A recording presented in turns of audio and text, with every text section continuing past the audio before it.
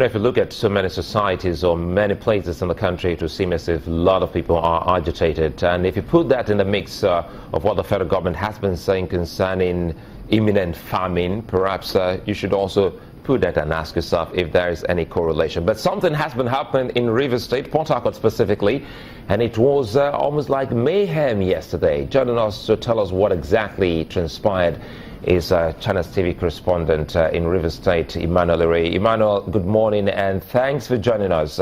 Yesterday was a moment in the life of a reporter. Tell us what exactly happened. Good morning, Sulai. Maybe I should begin by saying that the situation is calm.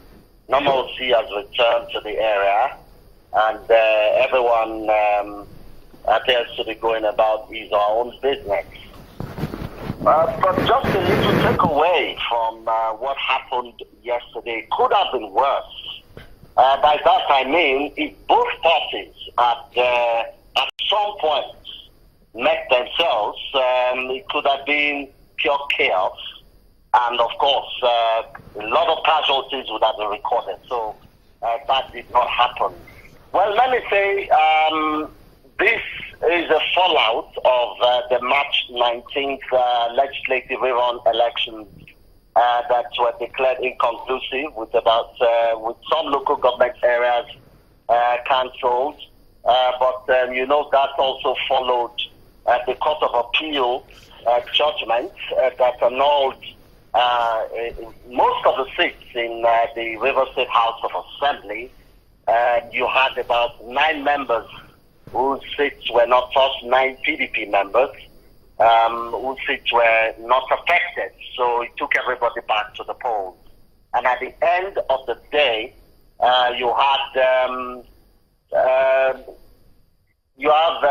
22 seats as we speak, but 3 of them are for the APC, and 2 of them, the others are for the PDP.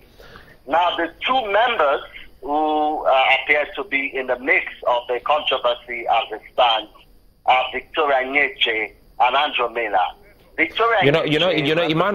Emmanuel, we'll come back to you so that you can finish your thought, your account of this, especially what finally also happened with the police and the molestation and manhandling of your cameraman in that very, very unfortunate incident. We'll come back to you in a moment. We'll return shortly. All right, our concluding moments with Emmanuel Ere, our reporter in Rivers State, who's been telling us what transpired between 2 major political parties' supporters in Rivers State. Emmanuel, you were on a course before we went on that short moment. What exactly was the grounds between these 2? Well, while the APC is aggrieved that 2 of their members have not been sworn into the Legislative House and decided to hold a relatively peaceful rally with police presence, and everything appeared to be smooth with them. On the other side, the members and supporters of the PDP were also on their way to show solidarity to the leadership of the House. But we noticed that there were no police presence, as it were, except a barricade, police resistance, which caused the tension that you saw, the tear gas and the live ammunition.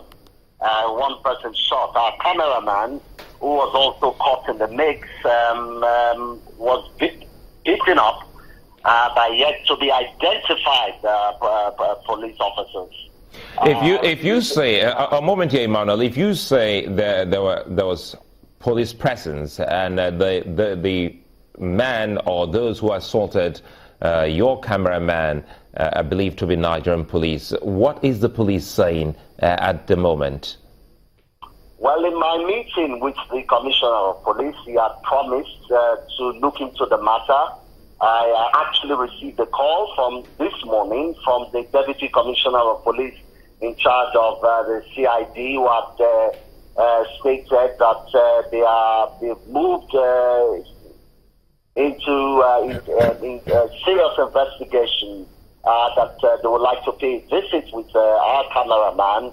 I've also been hinted that a bag and a camera had been deposited at the control room of the police, and what I was told is that they are going to establish a link.